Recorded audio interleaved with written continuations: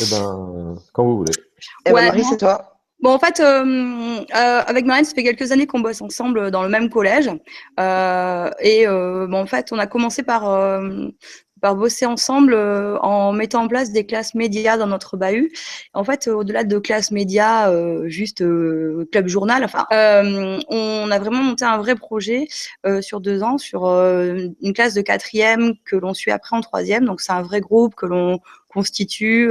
Alors, on prend tous les élèves dont personne ne veut, en gros. Donc, tous ceux qui sont un peu borderline en fin de cinquième, ça va des gamins 10 aux potentiels décrocheurs. Et puis, les petits EIP. On prend plein de gamins comme ça et on est 4 profs. Il y a notre collègue de techno, notre collègue doc aussi.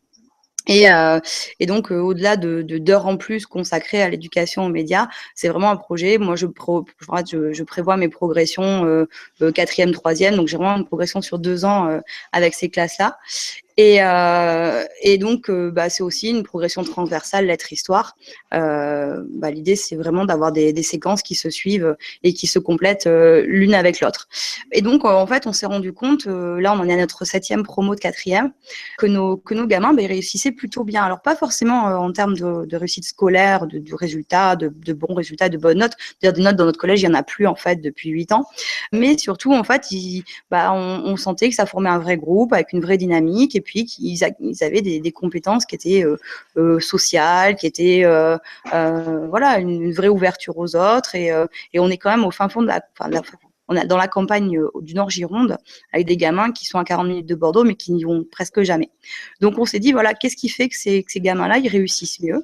Et comme on n'avait rien à faire l'année dernière, on s'est inscrit en master à l'ESP de Toulouse, donc un master qui venait d'ouvrir spécialisé en EMI. Donc, comme on voulait allier l'utile et l'agréable, on a tanné tout le monde pour faire un mémoire commun. Et on a travaillé donc sur la question de la réussite de ces élèves-là. En gros, l'idée, c'était d'étudier d'évaluer si le dispositif EMI, notre projet, favorisait vraiment la réussite des élèves et en gros, quels étaient les leviers du coup sur lesquels ça s'appuyait. Donc finalement, en fait, le petit projet que vous avez vu au Forum des enseignants innovants, c'était un petit truc qu'on a fait au milieu de tout ça l'année dernière, justement, pour évaluer la réussite des élèves. Donc voilà, en fait, notre point de départ de réflexion l'année dernière. Bon, après, c'était un travail universitaire, donc on a été obligé de se conformer aux attentes universitaires et notamment aux sciences de l'information et de la communication. Donc, on ne connaissait pas du tout, nous, parce qu'évidemment, on venait de la faculté très littéraire, hein, Marie des lettres et moi de l'histoire. Et donc, il a fallu qu'on lise beaucoup, beaucoup. Donc, on a lu beaucoup de choses que certainement vous avez dû lire aussi. Quand on fait un mémoire cycle, la première partie, c'est ce qu'on appelle l'état de la question. Et donc, en fait, il faut le panorama de tout ce qui a été écrit sur ta question. Donc, nous, c'était très compliqué parce qu'en fait, on faisait un mémoire qui était à la fois des cycles et à la fois des sciences de l'éducation. Avec Marie, on s'est un petit peu partagé le boulot et on en arrivait à des comptes clairement, c'est des choses qu'on savait déjà. Plein de fois, moi, j'appelais Marie, je lui disais pourquoi je lis cet article? Parce qu'en fait, ce qu'il dit, je le sais déjà. Mais c'est juste qu'il fallait une caution d'un maître de conférence qui disait la même chose que moi. Ou c'est moi qui disais la même chose que lui, je ne sais pas. Donc, on en est arrivé à travailler d'abord évidemment sur la culture, sur la notion d'élève natif, mais usager naïf, hein, n'est-ce pas? On aime bien les jeux de mots. Et donc, on est parti sur la culture numérique des élèves. Donc, ça, c'est Marie qui l'a fait cette partie-là. Parce qu'en plus, c'était tout en anglais et moi, je suis une quiche. Ouais, non, en fait, on n'a pas appris grand-chose, pas vous apprendre grand-chose parce que vous le savez déjà. L'histoire, voilà, hein, de ces fameux digital natives et de ce fantasme-là. Nous, on voit bien avec nos petits élèves au quotidien que ils sont super équipés, mais ils sont quand même super démunis dans les usages qu'ils font du numérique. Et puis, en fait, ça nous a aussi conforté dans l'idée que les collègues souvent nos collègues avaient super peur d'utiliser du numérique en classe. Globalement, on était quand même assez rapidement capable de faire des choses avec eux et de leur montrer que on pouvait les aider. Hein. Et après, du coup, moi, je me suis vraiment intéressée à leur pratique. Moi, je me suis tapé toutes les études sur les pratiques juvéniles. Et évidemment, j'en suis arrivée à la conclusion que les usages étaient très massifs. Ils étaient évidemment très hétérogènes en termes de classe sociale, mais c'est surtout que ce qui ressortait, c'était que des usages exclusivement relationnels et que les pratiques informationnelles restaient très marginales. Et là, quand j'ai commencé à m'intéresser aux usages scolaires, eh ben, j'ai très très vite compris que, ce qu'on disait tout à l'heure, on était carrément des ovnis. Parce que utiliser vraiment les médias clairement et de manière transversale dans les écoles, et particulièrement en secondaire, ça ne se faisait quasiment pas. Donc du coup, on s'est dit, bah, qu'est-ce qu'ils savent faire en fait nos élèves? Et donc, bon, évidemment, il a fallu faire un petit point sur la notion de compétences. Et en fait, des compétences, ils n'avaient peut-être pas celles qu'on attendait de nos élèves, mais ils en avaient d'autres. Ils avaient notamment des compétences relationnelles qu'on pouvait utiliser et qu'il fallait réussir. Justement, c'était toute la question, c'était la question de la transférabilité de leurs compétences. Donc ça, c'était voilà, la fin de notre première partie de notre mémoire. Et ensuite, on a travaillé évidemment sur l'éducation média. Bon là, je ne vais pas vous faire tout l'historique. C'est quand même encore compliqué. Ça va beaucoup mieux, moi, je trouve, depuis 2-3 ans. Ça commence à vraiment à ressortir. Là, avec la conférence qu'il y a eu la semaine dernière à Lyon, on voit qu'il y a de plus en plus de gens qui en parlent, de plus en plus de gens qui s'y intéressent. Mais c'est quand même encore compliqué, ne serait-ce qu'en termes de formation, tout simplement, parce qu'en fait, il n'y a aucune formation de prof qui aborde ça vraiment. Le problème de cette éducation aux médias et le fait que il n'y a pas de didactique et tout ça, ça repose sur le volontariat et celui qui veut bien faire. Alors que par contre, tous les pouvoirs publics, depuis très très longtemps, sont tous d'accord pour dire que c'est un projet citoyen, que l'esprit critique c'est hyper important, que c'est comme ça qu'on en fera des citoyens. Voilà, moi en tant que prof d'histoire géo et de MC, voilà, c'est dans tous mes programmes, c'est écrit qu'on forme des futurs citoyens et on oublie complètement cette partie de notre travail. Alors, nous, notre point de départ, Marie, elle l'a dit, c'est qu'on trouvait que ces classes-là, elles réussissaient mieux. Et c'est vrai que généralement, donc ces classes-là, Marie, elle est toujours prof principale en 4e, moi, je suis toujours prof principale en 3e. Et généralement, c'est des groupes qui sont difficiles au début, mais qui, à la fin de l'année, sont des groupes que tout le monde nous envie. D'ailleurs, ils ont des noms de classes. Dans le collège, ils ont des noms, nos classes. Et les gens n'appellent jamais cette classe-là par leur vrai nom. Par exemple, les 3e, ils s'appellent les 3e Albert Londres. Mais jamais personne ne les appelle les 3e Albert Londres. Ils les appellent généralement médias. Parce qu'effectivement, dans ces classes-là, on a un groupe qui se forme et qui réussit de manière bien supérieure aux autres. Donc nous, on a essayé de voir quel était le lien entre cette réussite et cet enseignement.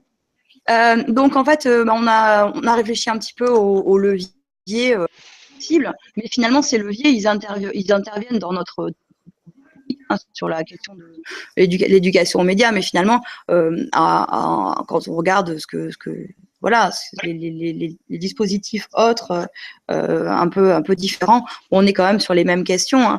En fait, l'éducation aux médias et en particulier le projet tel qu'on l'a construit chez nous là questionne cette histoire du rapport au savoir. Alors c'est vrai que moi je suis absolument pas dans des pratiques de classe inversée ou d'autres choses, mais dans ce qu'on en a pu observer des élèves, dans ce qu'on a pu chercher, on s'est rendu compte que proposer de nouveaux objets d'études, proposer de nouvelles modalités pédagogiques, des choses un peu plus concrètes aussi, la question apprendre la vie, apprendre des choses aussi qui font le lien entre la culture de nos élèves, la culture hors école et puis ce que l'école peut apporter, c'est primordial.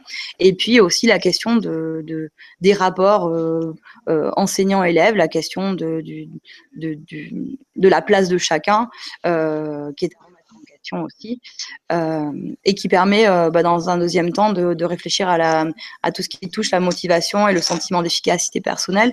Et c'est vrai que dans l'éducation aux médias et dans des dispositifs particuliers, justement, on a l'idée de proposer des activités qui ont du sens, qui mettent l'élève en activité, qui sont aussi valorisantes parce que on est dans de la réussite, on est dans du travail aussi qui est tourné vers l'extérieur, qui est non pas destiné à l'enseignant, mais qui est destiné à être diffusé.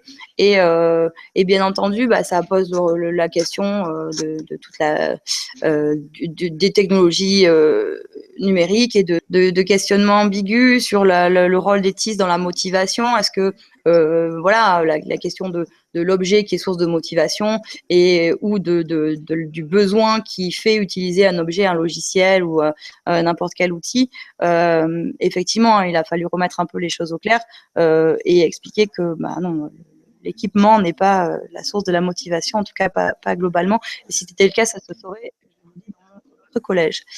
Et puis finalement, quand on est dans un changement de rapport au savoir, quand on travaille sur la motivation, ça a quand même un impact sur la lutte contre le décrochage. Hein. Ce qu'on vous disait tout à l'heure, c'est qu'au départ, on choisit des élèves qui demandent à rejoindre l'option.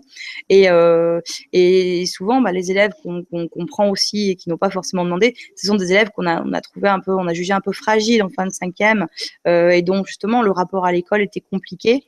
Et justement, cette question du climat scolaire, du lien entre le climat scolaire et le décrochage, en créant une ambiance de classe, un petit cocon finalement, une sorte de petite famille là sur 2 ans, les gamins viennent plus volontairement. On a vu aussi une baisse d'absentéisme par exemple chez des élèves qui étaient très absents et du coup ça pose la question justement de ce qu'on peut faire médias et qui favorise un climat scolaire plus apaisé. Bon, là, on va vous la faire rapidement. Hein. C'est le dispositif technique, c'est-à-dire comment est-ce qu'on a essayé de faire une étude un petit peu scientifique de notre ressenti, en fait, de ce qu'on avait l'impression. Donc, on a utilisé Google Forms, on a fait une étude de questionnaire, donc c'est un échantillon avec notre échantillon au collège et l'échantillon qui était déjà parti au lycée et même notre première promo qui était déjà à la fac. Donc, on a pris des indicateurs, le climat scolaire, le rapport au savoir, sur les apprentissages, etc. Et de là, on a fait donc des questions fermées qui vous donnent évidemment bien plein de graphiques magnifiques. Hein. Ça a été notre partie préférée du travail, de faire des graphiques, nous, évidemment, sur le bien-être, où là, évidemment, tous les élèves, de toute façon, ils sont hyper contents d'être dans notre collège, parce que c'est vraiment un collège de fou. Ça, on le savait déjà. Que quand même, ce qui ressort, c'est quand même que tous les élèves qui suivaient une option étaient quand même au-dessus. Et ce qui ressortait surtout, c'est qu'au-dessus de tout, au-dessus de notre copine latiniste, il y avait la singularité de l'option média qui vraiment avait une représentation beaucoup, beaucoup plus positive de l'école. À partir de là, évidemment, il a fallu aller chercher un peu plus loin. On a été voir les bénéfices à long terme, puisqu'on avait quand même des étudiants dans notre échantillon. Donc ça, c'était assez intéressant. Et donc, du coup, on a été voir dans quel domaine ils allaient chercher. Et ils trouvaient effectivement que on voyait dans notre échantillon que ceux qui avaient suivi l'option média avaient vraiment un rapport différent au savoir, au climat scolaire et à la motivation. Et aussi, il y avait des questions sur les méthodes, là, on n'a pas abordé, notamment le travail de groupe qui était très, très souvent mis en avant. Donc, on avait aussi fait des questions ouvertes. Donc, ce qui ressort, c'est la transversalité des connaissances qui ressort dans nos questions. Effectivement, le fait qu'on soit complètement une équipe transdisciplinaire et interdisciplinaire, ça ressort complètement de notre étude. Que ce qui ressortait, évidemment, il y a la connaissance des médias, ce qui paraît assez logique, la maîtrise d'Internet, informatique et technique, mais ce qui ressortait beaucoup dans notre étude, c'était qu'ils avaient acquis des compétences sociales qui leur servaient aujourd'hui. Et évidemment, alors là, on s'en fait un peu plaisir sur les questions ouvertes, c'est avec les nuages de mots, parce que quand on voit les mots qui ressortent, ça fait quand même super plaisir. Donc le groupe collège, le groupe étudiant post-collège, c'était apprendre qui ressortait, et le groupe collège, c'était professeur. Donc c'était quand même assez sympathique pour nous, pour un petit peu regonfler l'ego. Du coup, on ne s'est pas contenté d'un questionnaire scientifique. Moi, j'ai fait en géographie une tâche d'observation. Donc ça a été assez compliqué. C'est compliqué d'essayer d'observer de manière scientifique quelque chose que tu fais en classe avec tes élèves. Donc ça a été un dispositif qui a été assez long. Bon, là, j'ai fait quelque chose de pas très très compliqué. J'ai fait une tâche complexe de géographie où j'avais 2 de 3e. Donc j'avais ma fameuse classe média. J'avais une autre classe de 3e qui était une classe de latiniste ODP qui existait encore l'année dernière. Et à partir de là, j'ai observé leur façon de chercher par rapport à la tâche. j'ai placé une caméra de manière complètement aléatoire sur certains de mes îlots. Et en fait, j'ai regardé un petit peu à la fin et avec des critères objectifs. Et là, ça a été complètement évident que la classe média était beaucoup plus engagée sur cette tâche. Alors, les consignes de la tâche, c'était très clair. C'était sur le nouveau programme de géographie. On leur demandait de produire un objet médiatique pour faire connaître la réforme des régions au sein de l'espace productif qui leur était attribué.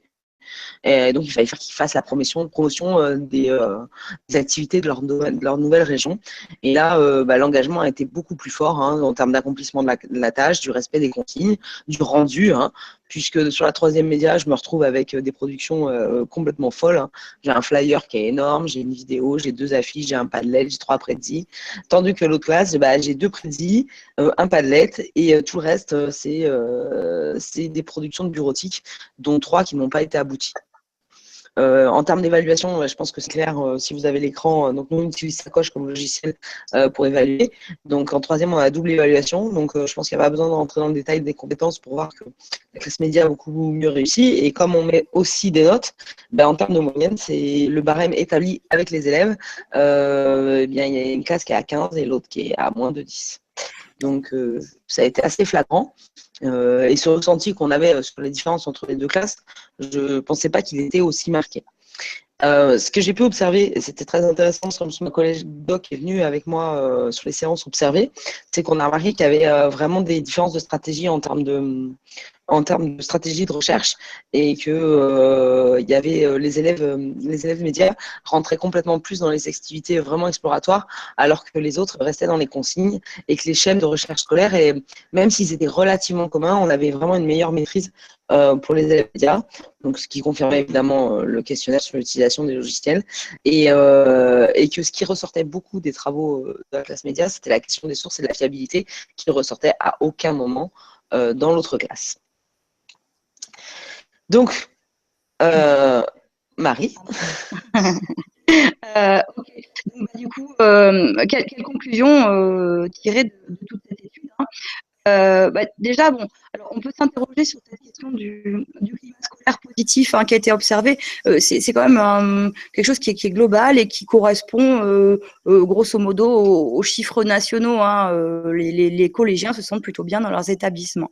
Alors nous, on a quand même essayé de creuser un petit peu, et si on prend tout notre échantillon, puisqu'on avait à la fois des collégiens qui suivaient l'option média et des collégiens suivant d'autres options et des collégiens n'en suivant pas, on peut penser que le fait que dans cet établissement il y ait un enseignement, une évaluation par compétences qui soit installée, assise, avec des pratiques quand même assez répandues en termes de pédagogie de projet, de co-enseignement, d'organisation des salles en îlot, donc d'habitude scolaire prise par les élèves, est relativement transversale, même si, comme dans tout établissement, il y a des gens qui pratiquent différemment. Mais voilà, ce climat-là, il est aussi lié à vraiment des choix d'établissement.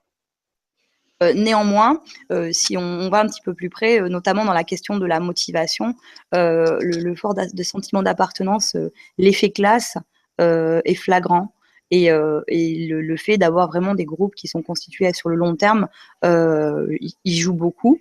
Et puis, il y a aussi la question des apprentissages, et ces apprentissages ont du sens. Alors, l'an dernier, on a appris des gros mots. On a appris le mot littératie, qui se traduit très, très difficilement. Enfin, littératie, c'est l'alphabétisation. Et finalement, au départ, on avait travaillé sur la media literacy, donc en fait, l'idée, voilà, juste d'être alphabétisé aux médias, d'être habitué et capable de traiter avec cet objet-là les médias et puis l'information. Et finalement, on s'est rendu compte que à travers la transversalité du projet et des pratiques, on était là face à une translittératie, c'est-à-dire qu'en fait, les élèves, ils gagnent dans tous les domaines, et pas seulement en éducation aux médias et à l'information. Et puis, du coup, on a aussi observé que ces élèves-là étaient des élèves qui étaient plus citoyens, en termes notamment même dans le travail de groupe, avec une prédominance de buts sociaux. On est vraiment dans la collaboration, dans l'envie de réussir ensemble.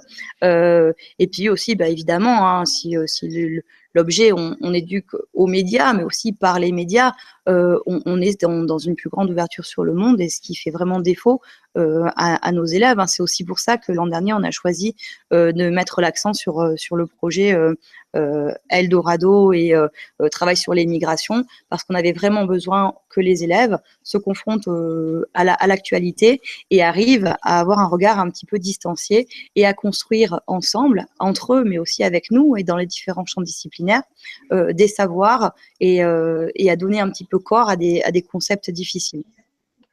Et puis alors, la question de la réussite s'est posée, de la réussite chiffrée, parce qu'effectivement, c'est peut-être ce sur quoi le travail a le plus pêché en termes de résultats purs. Hein. En revanche, si on travaille sur la recherche, le traitement de l'information, l'observation de tâches a bien montré qu'on était sur des compétences mieux maîtrisées qui permettaient aussi cette réussite, et cette réussite à long terme, puisque c'est ce que mentionnaient précisément nos élèves.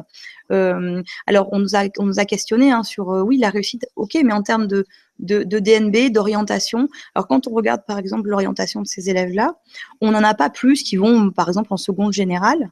On pourrait penser que ça pourrait être un critère. Hein. Néanmoins, ceux qui vont en voie pro, ils vont sur des vœux, vraiment sur des premiers vœux, sur des choix pointus aussi, souvent, des choses très spécialisées. Ils partent plus loin. Ouais, ils n'ont pas peur de... en troisième, et j'entends mes collègues, hein, l'orientation, c'est une longue histoire. Moi, l'orientation avec ces classes-là, c'est pas un problème. C'est moins un problème. J'ai pas effectivement plus de gens qui vont en seconde générale. Par contre, les dossiers de professionnels qu'on monte sont souvent sur des bacs pro beaucoup plus pointus, beaucoup plus loin. Les élèves osent. Évidemment, on vous a pas fait tout l'article du dispositif, mais dans le dispositif, il y a énormément de sorties. On leur montre que c'est pas si loin que ça. Et ça change beaucoup de choses dans le climat de classe. Voilà. Ah, pardon, j'ai fait une bêtise. C'est bon, mais j'allais passer à la suite, hein, de toute façon. C'est vrai que donc, je disais au début, un peu en rigolant, que nos collègues, même nos chefs, hein, ont longtemps pensé qu'on s'occupait d'un club journal. Alors, la classe, c'est quand même une classe qui, jusqu'à l'année dernière, avait 2 heures en plus dans l'emploi du temps en quatrième et 1 heure en plus en troisième. Bon, là, avec la réforme, on a un peu bidouillé, donc on a 1 heure en quatrième et 1 heure en troisième. Mais du coup, effectivement, ce recul-là, ce travail vraiment d'analyse a permis de légitimer ce qu'on faisait. On n'est pas juste un moment de glandouille avec une classe avec des ordis. Et puis, effectivement, moi, je crois que ça aussi... alors, aussi parce que maintenant, on essaie d'expliquer à nos collègues que l'EMI doit être... irradier tous les domaines de l'enseignement, des apprentissages, même si c'est difficile. Mais du coup, je crois aussi que ça a légitimé ce qu'on pouvait faire en dehors, justement, de l'option. Et qui parfois pouvait sembler être est-ce qu'on était vraiment dans la... Enfin, même si on se pose... Moi, je me pose pas toujours trop cette question-là, mais est-ce qu'on était vraiment dans ce qu'il fallait faire ou pas, etc. Là, vraiment, on a pris conscience que c'était primordial de l'intégrer à nos séquences disciplinaires, parce que ça apporte vraiment un plus. Alors, effectivement, on est quand même face à des limites, hein. Collège 2016, alors... Bon, on travaille sur des EPI, on a été engagé dans les formations, etc. Donc, on a porté pas mal de choses de cette réforme-là. Et en même temps, cette question de l'EAMI est quand même assez paradoxale, puisqu'on a des IO qui poussent à plus d'éducation aux médias et à avec un référentiel, vraiment des injonctions officielles, quoi. Et en même temps, une formation hyper inégale. On l'a vu là, nous récemment, dans les formations qu'on a pu mener dans l'Académie de Bordeaux, c'est compliqué. On a des collègues qui sont quand même réfractaires, et puis on est sur quelque chose qui n'est pas disciplinaire, donc qui est un peu compliqué à mettre en place selon les établissements. Le niveau baisse, ma pauvre dame, le niveau baisse. C'est ça. Voilà. Et voilà. Donc, la conclusion, c'est juste que vous montrez qu'en fait, Eldorado, ça rentrait juste dans c'est juste un tout petit bout de notre projet, de notre vie. C'est que, voilà, c'est que ce que je disais tout à l'heure en rigolant, c'est que nous, on se met à 2 pour faire ce que les PLP font tout seuls. Et c'est qu'on essaie vraiment de complètement décloisonner. Et notre gros projet, là, on est en train de poser un projet, on va essayer de faire tout le programme de quatrième ensemble. Parce que pour l'instant, on fait que 3 séquences ensemble. Eldorado, que vous connaissez. On fait la révolution industrielle à travers le bonheur des dames aussi. Et là, on est en train de monter le régime politique à travers la littérature. Mais nous, on aimerait essayer de faire toute l'année comme ça. Et voilà, c'est tout. Ça, c'est nous. Et ils sont tous partis parce que c'était méga cher. Ouais, ils dorment. Eh ben, Voilà. super. Eh ben, non. Merci. Bravo. Voilà. Bravo. Bienvenue chez nous. Une nouvelle claque. Donc, c'est super. Alors, moi, j'ai une première question. Soledad, elle va bosser pendant 15 jours là. Euh, Ça me déconnecte. hop, s'il vous plaît, allez, on se centre sur les questions. Moi, ma première question, c'était, vous dites que vous faites des formations à l'EMI, où vous sensibilisez notamment à l'EMI, et la question que je me pose, c'est comment c'est reçu? C'est-à-dire que nous, dans l'Académie d'Orléans-Tours, l'année dernière, on nous a demandé au référent numérique de former nos collègues sur des points, sur quelques points de base, et les gens sont un peu tombés des nues. Et ont découvert des tonnes de choses. Et là, vous allez juste 100 fois plus loin que nous et vous avez une connaissance. Alors, nous, on a de la chance parce que dans l'Académie de Bordeaux, je ne sais pas comment ça a été dans votre académie, mais ça a été très distingué. Les J ont porté des noms très différents. Donc, J1 et 2, c'était disciplinaire. J3, c'était le EPI. J4, c'était l'AP. J5, c'était numérique. Et J6, c'était cycle 3. Et J7, c'était le MI. Et en fait, nous, on a eu la chance, c'est que, alors déjà, dans notre établissement, pour te donner une petite idée, dans notre établissement, on était 5 formateurs d'AFEN, plus deux formateurs disciplinaires. Et en fait, on a eu la chance, c'est que le formateur disciplinaire, qui est mon collègue d'histoire, qui est super aussi, c'était le formateur numérique, tandis que nous, on était formateur EMI. Et donc, du coup, on n'a pas mélangé les choses. Pardon ? Vous avez eu 7 jours de formation? On en est au 8e là. Non, je suis en train de préparer les 8e avec Olivier. C'est ce que je disais à Soledad tout à l'heure. Waouh! Pour revenir à vous, c'est vrai que la vraie chance, c'est d'être deux déjà. Et c'est vrai que je me retrouve complètement dans ce que vous dites, parce que si j'ai changé cette année de prof de lettres à prof doc, c'est justement parce qu'en déployant autant de tablettes et en voyant les gamins qui finalement sont vraiment pas doués sur tous les usages qu'on peut faire avec le numérique. Et c'est d'être finalement au cœur de toutes les classes et sur toutes les matières en étant prof doc. Et c'est vrai que l'EMI, c'est vraiment négligé par les disciplines, quoi. Nous, on a la chance d'avoir une prof doc qui fait plein de choses, surtout qui nous suit beaucoup. Et vraiment, c'est primordial de bosser avec elle, quoi. Mais c'est très important. Elle est toujours contente à la fin. Ouais, elle était réfractaire au départ? Non, mais elle a peur. Ah bah oui. Souvent, quand on lui dit on va faire ça, elle nous regarde, elle fait mais moi je sais pas faire, et puis ça finit toujours bien. Mais elle est toujours contente à la fin. Mais c'est vrai qu'au début, non, maintenant elle nous suit les yeux fermés, mais il y a 3-4 ans, vous êtes sûr de faire ça? Ouais, ça va aller. Et souvent, ce qui retient les gens sur le numérique ou l'EMI, c'est la peur. Oui, bien sûr. La peur de perdre, la la maîtrise. Alors qu'en fait, on n'a pas besoin de maîtriser.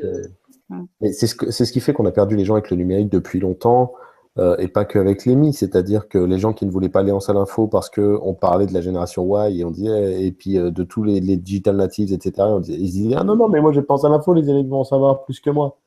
Donc, donc le retard, il est encore plus creusé. Oui et non, en plus. Et en plus, c'est pas forcément vrai. C'est pas vrai du tout, quoi. Ah non, franchement, c'est pas vrai. Je pense qu'il y a une partie. Il y a peut-être eu un moment où oui. C'est-à-dire qu'on va parler des années 2000, je pense que les années 2000, entre 2000 et 2005, où il y avait des ordinateurs dans la plupart des familles, mais il y avait des ordinateurs. Donc, t'étais obligé avec ça à faire de bidouiller dessus parce que tu n'avais pas Internet. Mais puis c'est important aussi à un moment de travailler sur ce rapport-là aussi, de dire que nous on sait pas tout et d'attendre aussi parfois d'avoir la réponse d'un élève.